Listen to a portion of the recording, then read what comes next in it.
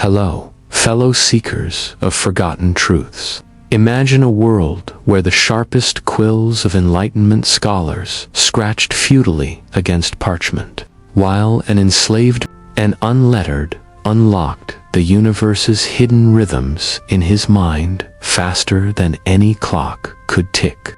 Today, we're unraveling the enigma of Thomas Fuller, the Virginia calculator, a self-taught African genius who, in the shadow of whips and chains, performed feats of arithmetic that left educated men stammering in awe. Buckle up for a tale of raw intellect defying empire's lies, where numbers became weapons in the quiet war for humanity. In under 2 minutes, this 70-year-old slave once tallied the seconds of a lifetime. Over 2 billion, correcting his questioners for forgetting leap years. A revelation that rippled through abolitionist circles like a thunderclap. If stories of underdogs rewriting history ignite your soul, hit subscribe and ring the bell. We've got more buried treasures coming your way. Picture the year 1710, deep in the humid embrace of West Africa's slave coast, where the air hums with the chatter of markets and the distant roar of the Atlantic. Between the lush fringes of what we now call Liberia and Benin, in a cluster of villages bound by the kingdom of Dahomea's iron grip, a boy named Thomas enters the world, not with fanfare, but amid the rhythms of communal life, where survival dances to the beat of seasons and stars. His skin, dark as polished ebony, absorbs the sun's fierce kiss, and from his earliest breaths, he's steeped in a culture where numbers aren't cold abstractions, but living threads in the fabric of existence. Have you ever wondered how ancient Africans wove mathematics into their very souls, long before Europe's vaunted academies claimed dominion? In Fuller's homeland, griots, those wandering historians recited lineages in verses, tallying generations with the precision of abacus beads, while traders bartered cowries and cloth using mental shortcuts that turned chaos into commerce. Young Thomas, though we have no records of his infancy, likely toddled through yam fields and palm groves, his small hands clutching sticks to etch patterns in the red earth. Oral traditions from the region whisper of indigenous calculation methods, knotted cords for inventory, finger-counting systems that scaled to thousands, even binary-like gestures mimicking the I Ching's elegance. Scholars today, poring over ethnographic scraps, suggest that such practices weren't mere tricks, but a profound numeracy embedded in daily rites, from divining crop yields under the moon to navigating river trade routes by star counts. Imagine little Thomas, eyes wide at a village elder demonstrating how to multiply bushels of millet by folding leaves into geometric proofs, or a mother teaching him to have a gourd's seeds without spilling a drop. These weren't lessons from dusty tomes. They were survival symphonies, harmonies of hand and mind that no colonizer's ledger could silence. But paradise, even in its raw beauty, harbored predators. Dahome's warriors, fueled by gunpowder, deals with European ghosts on the horizon, raided neighboring clans for slaves to feed the insatiable maw of the transatlantic trade. At 14, a cusp of manhood, when boys like Thomas might claim their first spear, disaster strikes. One dawn, as mist clings to the thatched roofs like a lover's regret, raiders descend. Shouts pierce the air. Flames lick the sky. Thomas fights, perhaps, or flees, but the nets of capture are merciless. Bound and branded, he's marched to the coast, a 300-mile gauntlet of thirst and terror, where dreams of home curdle into nightmares of floating prisons. What thoughts raced through his young mind as the ocean's salty breath first assaulted his senses? Did he cling to those early number games like talismans, counting steps to freedom that would never come? In that moment, the boy from the savannah becomes cargo, his genius a seed buried in the hold of history's darkest chapter. The middle passage, oh, what a euphemism for hell's own voyage, crammed into the Brook's sister ships, those floating tombs of the Guinea trade. Thomas endures the unimaginable. Chains chafe, wrists raw, as sores fester in the bilgewater gloom. The stench of unwashed fear mingles with the groans of the dying. Up to 20% perish en route, their bodies consigned to the waves like forgotten equations. Yet, amid this symphony of suffering, the human spirit scratches back. Slaves whisper songs in Akan or Away rhythms that encode resistance, and perhaps it's here in the endless dark that Thomas hones his mental forge, counting heartbeats to mark the days, tallying fellow captives to gauge the ship's grim arithmetic. Arrival in Virginia, 1724. The New World greets him, not with liberty's torch, but auction blocks glare. Sold for tobacco-stained pounds, he lands in the tidewater plantations, where the James River's lazy bends hide fields of blood-soaked soil. Enslaved to Presley Cox, a middling planter of modest means, Thomas, now Negro Tom in the ledgers, begins a lifetime of bent-back labor. But Cox's widow, Elizabeth, inherits not just land, but a quiet miracle. Her 232-acre spread near Alexandria demands precision, fences to mend, harvests to reckon, livestock to breed. And in this unforgiving arithmetic of survival, Tom's innate gifts stir awake. Dawn breaks over the Cox plantation like a reluctant confession, painting the tobacco rose in hues of bruised gold. It's the 1730s now, and Thomas, in his 20s, shoulders the plow's bite, muscles coiling like springs under the overseer's lash. Virginia's gentry sip rum in Williamsburg salons, debating Locke and liberty, while out here, enlightenment means outwitting the weeds before they choke the crop.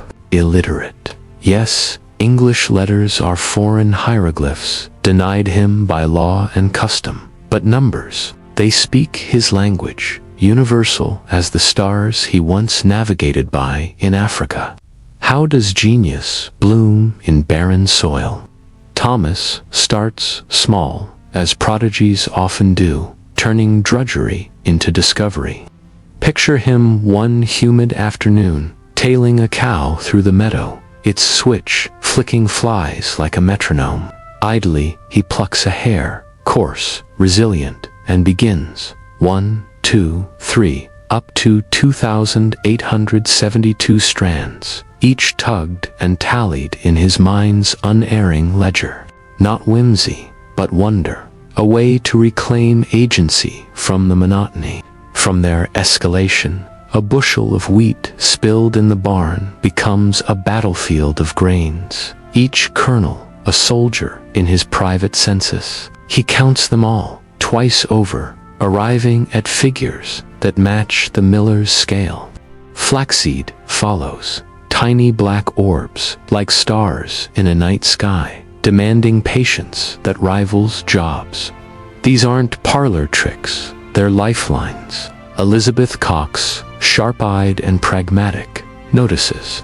When fences need mending, Tom paces the perimeter, eyes distant, murmuring multiples. Posts at 10-foot intervals, rails at 200 per acre, exact, no waste, shingles for the smokehouse. He visualizes the roof's pitch, calculates overlaps in headspaces where others fumble with chalk. How many corn kernels for a half acre, Tom?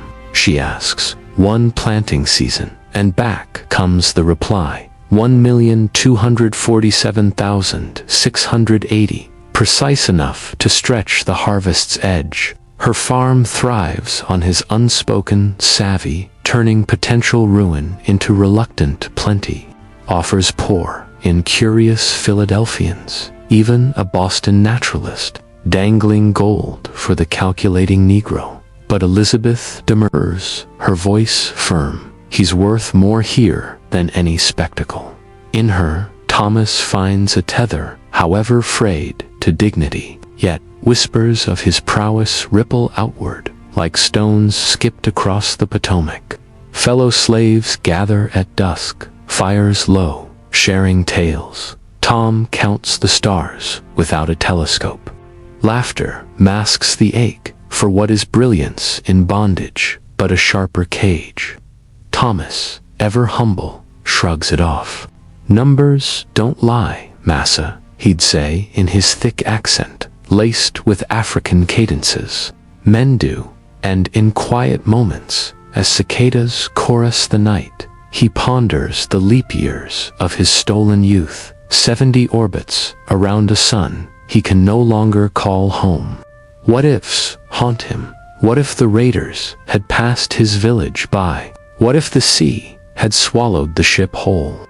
But genius, like river water, carves its path around obstacles, and Thomas's mind flows on, undammed. Emotional undercurrents run deep here, friends.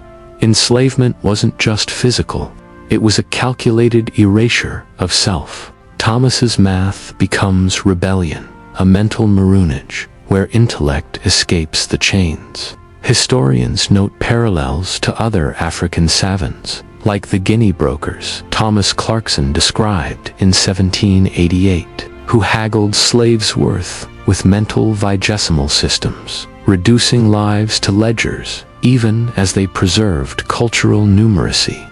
In Virginia's fields, Tom embodies that resilience, his calculations assilent him to an Africa echoing in his bones.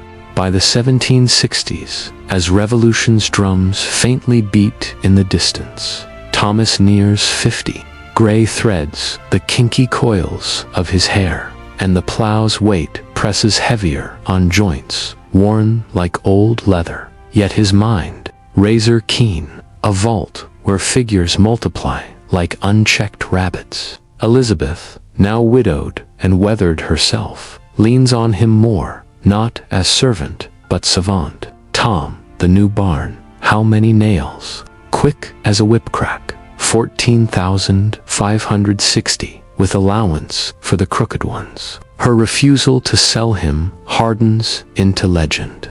One suitor, a Richmond merchant, flush with continental scrip, offers 300 pounds a fortune, but she waves him off. He measures my peace of mind, she confides to a neighbor. Enter 1788, a pivot year in America's uneasy birth pangs. The Constitution's ink is barely dry, its compromises on slavery a festering wound. Up from Pennsylvania roll to gentlemen, William Hartshorne and Samuel Coates, Quaker, merchants of unblemished repute, their carriage creaking with curiosity.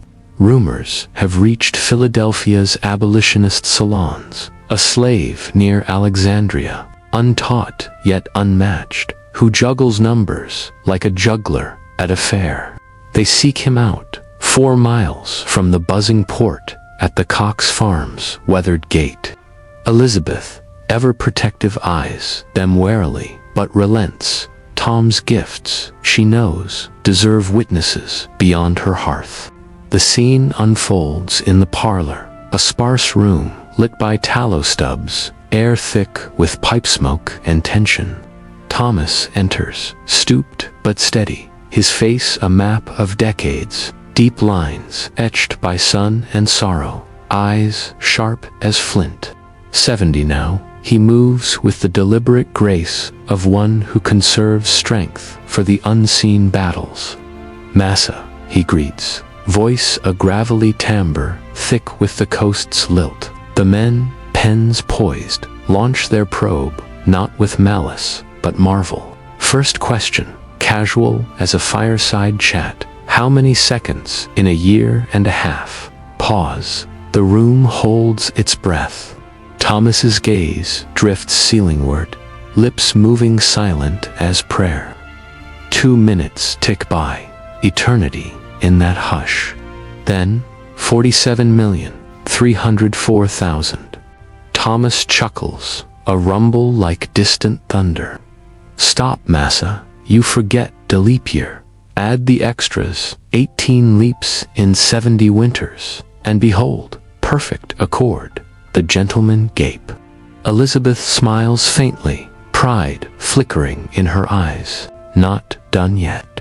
They press a farmer's riddle of sows and pigs, 6 dams birthing 6 daughters yearly, compounding eightfold. 10 minutes of furrowed brow, a trifling stutter on the phrasing, then 34,588,806 sows. Coates multiplies 9-digit hordes on paper, hours work, while Thomas delivers in moments. Witnesses from Philly, Thomas Wistar and Benjamin Morris, attest. He crushes 9 figures by 9 like pebbles underfoot. What sorcery is this? No abacus, no slate, just a brain wired for infinity, perhaps honed in African markets, where haggling demanded instant vigesimals, base 20 tallies that Europeans dismissed as savage superstition.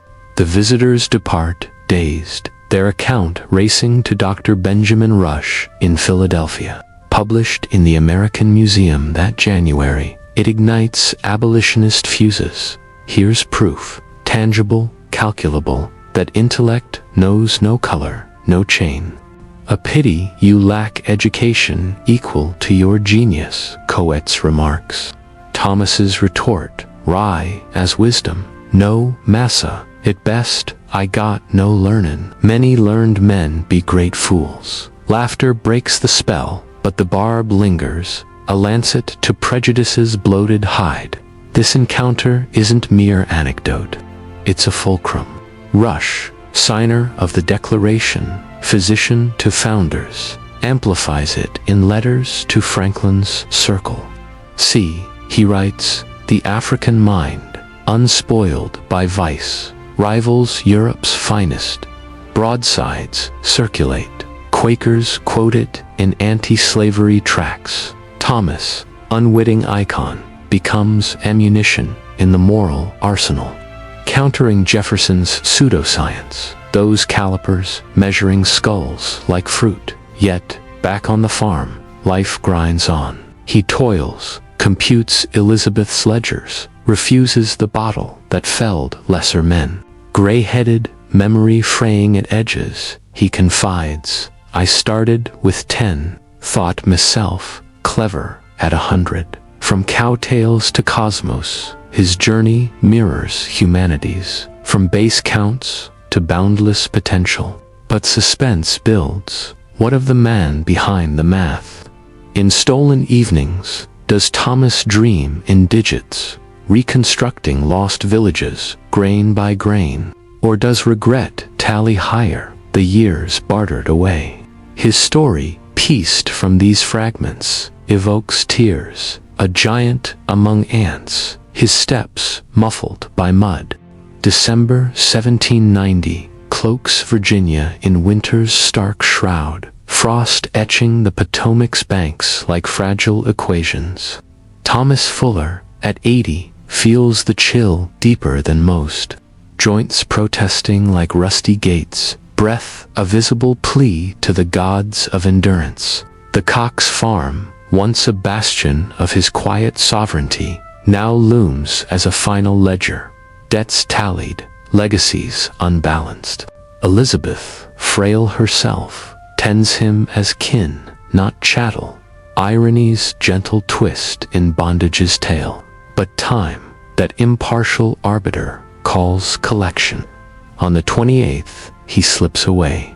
No fanfare, no final flourish. Just a body stilled in sleep, the calculator conquered by calculus of years. Word spread swiftly to Boston's presses.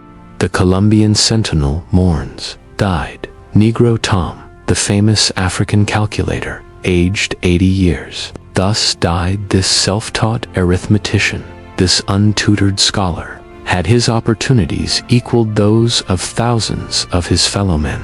Neither the Royal Society of London, the Academy of Sciences at Paris, nor even Newton himself need have been ashamed to acknowledge him a brother in science. Hyperbole, perhaps, but in its sweep, truth. Thomas's obit isn't obituary, it's oration, a eulogy for equality. His death ripples, fueling the nascent abolition flame. Clarkson in England cites him. American tracts invoke Fuller's figures against the auction block's barbarism. Yet legacy phrase at edges, 19th century historians sideline him for flashier tales. Banneker's almanacs eclipsing the calculator's shadow. Rediscovery kicks in during the 20th century.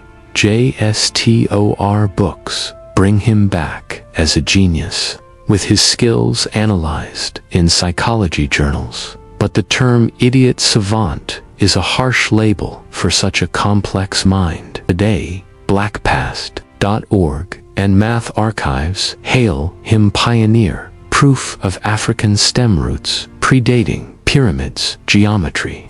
Speculate tastefully, had freedom found him young, what theorems might bear his name? A Fuller constant for exponential growth, or bridges spanning divides, literal and figurative. His story challenges, is genius taught or innate, a spark fanned by adversity? In classrooms now, teachers pose his sow-pig puzzle, watching eyes widen as kids grasp the power of pattern, echoing Tom's boyhood games. But let's linger on the human. Elizabeth buries him unmarked, perhaps under a sycamore. He once paced for shade counts. No stone, but stories endure, past slave to freedman, oral chains linking past to present. In Benin today, descendants might unknowingly inherit that numerate vein, market women haggling with ancestral flair.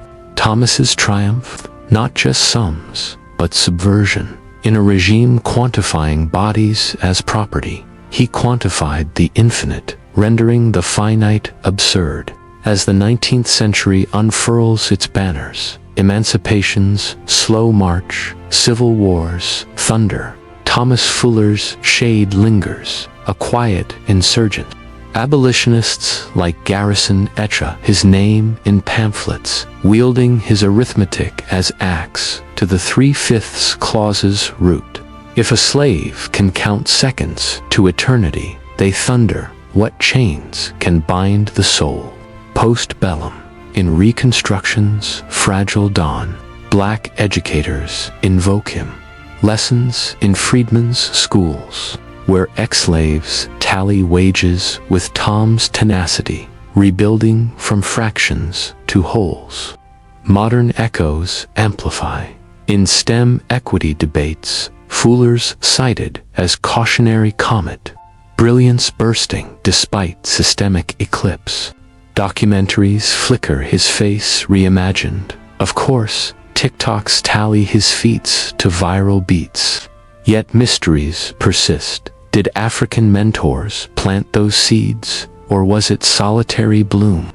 Eyewitnesses scarce, but Clarkson's brokers hint at cultural continuum. West African vigesimal virtuosity, a mathematical diaspora undrowned by the passage. His ultimate outsmarting. Scholars of his day ensnared in racial pseudoscience, measured crania, while Tom measured universes. Voltaire might have sneered. Hume dismissed Negro intellect, but Fuller's 2 billion seconds mock them, timeless rebuke. In our algorithm age, he's kin to Silicon savants, reminding the mind's the original machine. And so, dear time travelers, we close this ledger on Thomas Fuller, not with period, but ellipsis. His life, a brief blaze in bondage's night, illuminates eternal verities that genius defies decree. that numbers narrate the silenced, that one man's mind can multiply freedoms for multitudes. What untapped fullers toil today in overlooked corners, their calculations lost to biases blindfold. Ponder that as stars wheel overhead, count them, if you dare, and feel the awe he knew. In summing Thomas's saga, key lessons leap forth, like solutions to a long sum. Education amplifies, but doesn't author innate spark. Prejudice, the true illiterate, blinds us to brilliance in every hue. His story shatters the myth of intellectual inferiority, peddled to justify atrocity. A speculative salve, free at 14, might he have mapped stars for Washington or mentored Madison's metrics.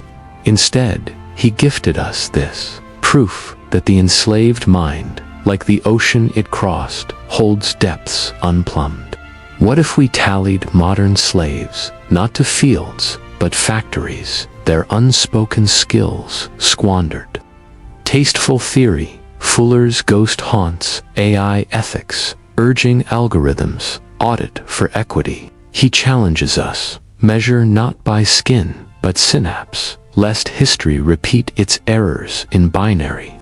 Your turn, History Hive, comment below. Does Tom's tale recalibrate your view of genius? Subscribe for unscripted pasts. Bell rings, welcome more. Thanks for journeying, now go count your blessings.